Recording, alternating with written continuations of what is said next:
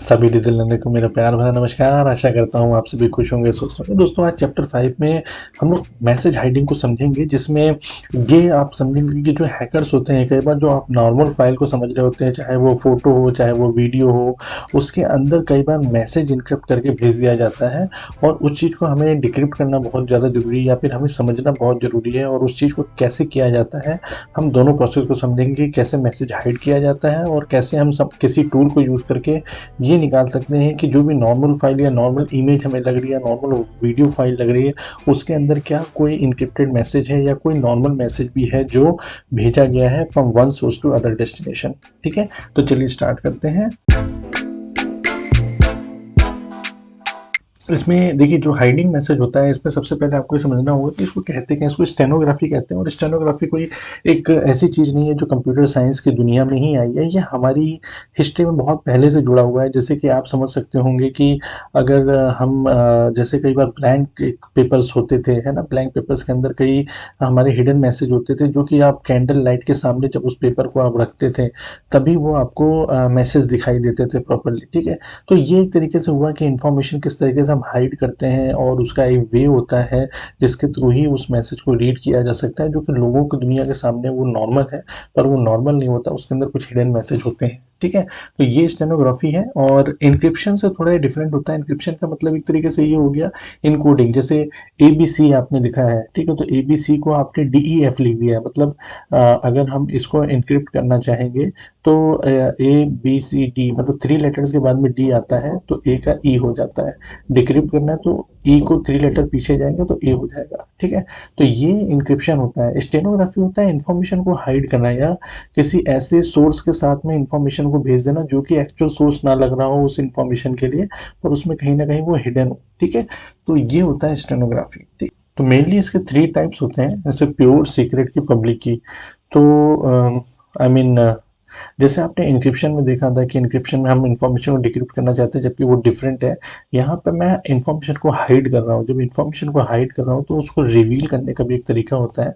Pure का मतलब ये होता है कि सीधे सीधे आपने इंफॉर्मेशन को हाइड किया, उससे थ्रू कोई की नहीं रखी हुई है, आपको वो प्रोसेस पता है एक तरीके से, जिस प्रोसेस के थ्रू आप रिवील कर सकते हैं इंफॉर्मेशन। सीक्रेट की ये हुआ कि आई मीन जैसे हम लोग इंक्रिप्शन में एक प्राइवेट की रहती थी हमारी, तो वो की जो भी आपका इन्फॉर्मेशन रिसीवर है उसके पास में की रहेगा, उसके थ्रू ही वो इन्फॉर्मेशन को ओपन कर सकता है। जैसे पासवर्ड प्रोटेक्टेड हो गया। पब्लिक की 2 कॉम्बिनेशन हो गया, जैसे हमारा उसमें भी होता था, हम लोग जो भी अपने सिक्योरिटी को एनहांस करते हैं एक तरीके से, पब्लिक की के थ्रू हम इसको इनक्रिप्ट तो कर देते हैं लेकिन उसका डिक्रिप्शन हो सकता है प्राइवेट की के थ्रू। ठीक है, तो ये 3 टाइप्स होते हैं इन जनरल। अच्छा, इन्फॉर्मेशन हाइडिंग को थोड़ा सा और डिटेल में समझेंगे तो स्टेनोग्राफी जो है इन्फॉर्मेशन हाइडिंग का एक पार्ट है। In general 4 types information hiding हो गए, जिसमें हमारा आइडेंटिटी की इन्फॉर्मेशन हाइडिंग होगी, जिसको हम एनोनिमिटी कहते हैं, जिसको हमने लास्ट चैप्टर में समझा था कि हम एनोनिमिटी को कैसे लाते हैं। ठीक है, सेकंड आपका हो गया जो नेटवर्क के थ्रू या मीडिया के थ्रू स्टेनोग्राफी का इन्फॉर्मेशन हाइडिंग है, जिसमें आप मीडिया में जो भी आप इमेज हो गया, आपका ऑडियो फाइल हो गया, उसके अंदर कोई कंटेंट आपका है जो आप छुपा के भेज रहे हैं, जो कि नॉर्मल लग रहा है पर उसके अंदर स्पेशली इन्फॉर्मेशन है। ठीक है, एक हो गया इसी में एक और कम्युनिकेशन में ट्रैफिक टाइप ऑफिकेशन हो गया, जिसमें आप जो भी आप प्रोसेस को, जिसमें डाटा को आप सेंड कर रहे हैं वन सोर्स से अदर डेस्टिनेशन में, तो वहाँ पे उसको हम लोग कहते हैं कि स्कैनिंग आप कर रहे हैं एक तरीके से, उसमें फिल्टरिंग कर रहे हैं। ठीक है, जिसमें स्कैनिंग में जो हमारे प्रोटोकॉल्स वगैरह होते हैं, प्रोटोकॉल को फॉलो करके, जैसे एचटीटीपी प्रोटोकॉल हुआ कि एचटीएमएल पेजेस जाने चाहिए। ठीक है, ऐसे कि एफटीपी प्रोटोकॉल हो गया, तो हर प्रोटोकॉल एक किसी न किसी चीज़ को, रूल को फॉलो करता है, जिसके थ्रू चाहे एफटीपी में फाइल को वो ट्रांसफर करता है, एचटीटीपी में वो एचटीएमएल पेजेस को ट्रांसफर करता है। तो उसमें भी कई बार हम इंफॉर्मेशन हाइड करके भेज देते हैं जो कि नॉर्मल लगती है, वेब पेज पे डिस्प्ले करने के लिए लगती है, पर उसके अंदर अगर हम सोर्स को ओपन करेंगे तो सोर्स के पीछे हमें इंफॉर्मेशन हिडन रहेगी। ठीक है, एक होता है कंटेंट, जिसमें मैंने आपको बता ही दिया है। एक जो इंक्रिप्शन होगा कंटेंट से रिलेटेड, वो तो मैंने आपको समझा ही दिया कि इंक्रिप्शन अलग चीज होगी, उसमें इनकोडिंग होगी एक तरीके से। ठीक है, और एग्जीक्यूटेबल कोड जो है, इनका भी, इसमें भी इंफॉर्मेशन एक तरीके से हाइडिंग की जाती है। कई बार क्या होता है कि जैसे आप कोई वेब फाइल है आपकी या फिर वीडियो फाइल है आपकी, तो आप उसका एक्सटेंशन चेंज कर देते हैं। अगर आप उसका एक्सटेंशन डॉट टीएक्सटी फॉर्म से सेव कर देते हैं तो वो दिखने में लगने लग जाती है कि नोटपैड फाइल है। हालांकि जब आप उसका एक्सटेंशन चेंज करके, जैसे डब्ल्यू ए वी करके, डब्ल्यू ए वी आई करके, उसको एक्सटेंशन चेंज करके प्रॉपर मीडिया प्लेयर में ओपन करेंगे तो वो वीडियो चलने लग जाएगी, जबकि पहले वो आप .txt कर देंगे तो नोटपैड लगेगी ओपन, पहले उसमें कुछ नहीं होगा, किसी को लगेगा शायद करेक्टेड फाइल है, हालांकि वो प्रॉपर एक मीडिया फाइल होती है। तो इस तरीके से एग्जीक्यूटेबल कोड या कई बार .exe होती है, जिसमें कई बार लोगों को ये होता है कि .exe फाइल का हम ट्रांसफर नहीं कर सकते हैं, पर .exe फाइल को सेव करना भी एक तरीके से खतरनाक होता है। मेल वगैरह में भी आप देखिए जो स्पैमिंग होती है तो उसमें .exe वगैरह इवन जीमेल तक फिल्टर आउट कर देते हैं, क्योंकि उसमें वायरस होने का खतरा रहता है। हालांकि जो अपने हैकर्स होते हैं वो थोड़ा सा और ज़्यादा कह सकते हैं, वो तो ज़्यादा से ज़्यादा दिमाग लगाने की कोशिश करते हैं, तो वो .txt फॉर्मेट में उसको चेंज कर देते हैं, है ना।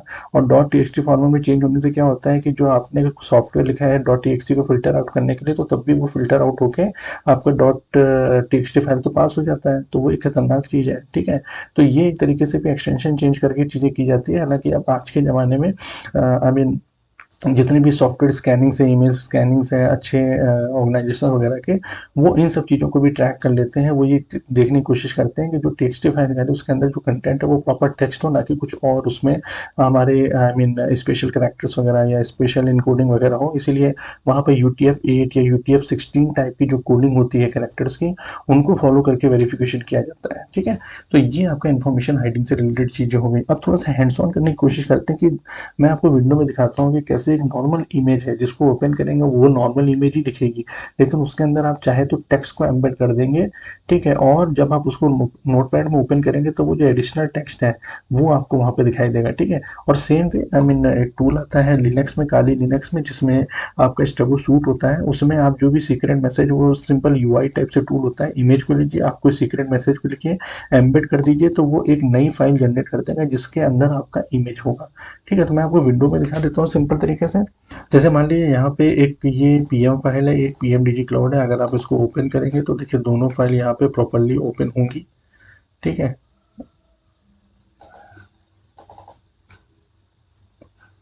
ठीक है, अब मैं यहाँ पे एक मान लीजिए टेक्स्ट पैड बनाता हूँ, जिसका नाम रख देता हूँ मैं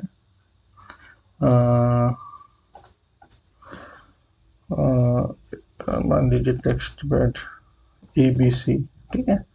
ABC में मैंने लिख देता हूँ यहाँ पे कोई स्पेशल मैसेज लिख देता हूँ, I can learn, I can learn, ठीक है। सिर्फ अब देखिए, अगर मैं इस PM फाइल को टेक्स्ट पैड में ओपन करूंगा तो यहाँ पे कुछ भी नहीं आएगा। यहाँ पे एक स्पेशल जो इमेज की आपकी इनकोडिंग होती है उसके बेसिस पे सब कुछ दिखाई दे रहा है। यहाँ पे कोई भी ऐसी चीज़ नहीं है जो यहाँ पे नज़र आपको आती है। इवन आप एंड में भी जाइए, यहाँ पे देखिए खत्म हो गई। लेकिन अब मैं क्या करूँगा, एक नई फाइल बनाऊंगा जिसमें इस PM के अंदर ये ABC में जो टेक्स्ट डाटा लिखा हुआ है उसको एम्बेड कर दूंगा, और वो भी एक इमेज की तरह ही दिखाई देगी आपको, ठीक है। तो इसको हम लोग कमांड प्रॉम्प्ट के थ्रू करेंगे, जो कि मैंने आपको कमांड वहाँ पे दिखाया है, एक बार दिखा देता हूँ आपको फिर से।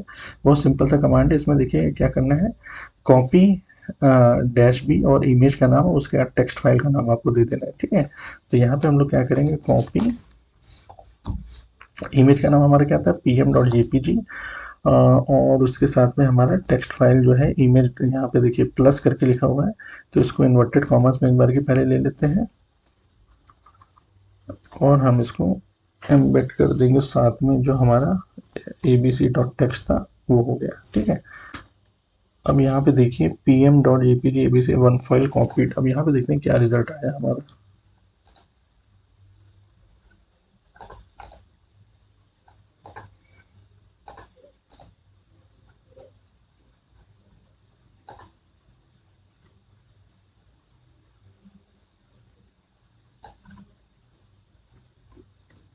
अब देखिए यही सेम इमेज के अंदर हमने आई कैन लर्न यहाँ पे लास्ट में डाल दिया, तो कोई नॉर्मल इंसान होगा उसको तो ये इमेज इमेज की तरह होगा, लेकिन जो एक्चुअली में रिसीवर होगा जिसको ये पता होगा कि इस इमेज के अंदर मेरे लिए कोई स्पेशल मैसेज लिखा हुआ है, तो वो यहाँ पे मैसेज वो टेक्स्ट पैड में, नोट पैड में जो भी है उसमें ओपन करके वो देख सकता है इसको, है ना, जिसमें आपका सबसे लास्ट में आपको ये स्पेशल मैसेज मिल जाएगा। तो इस तरीके से भी कई बार हैकर्स क्या होते हैं, सेंसिटिव इन्फॉर्मेशन को ट्रांसफर करने की कोशिश करते हैं जो नॉर्मल लग रही हो, और एक्चुअल में जो रिसीवर होता है वही उसको समझ पाता है कि उसके अंदर मेरे लिए कोई स्पेशल मैसेज है।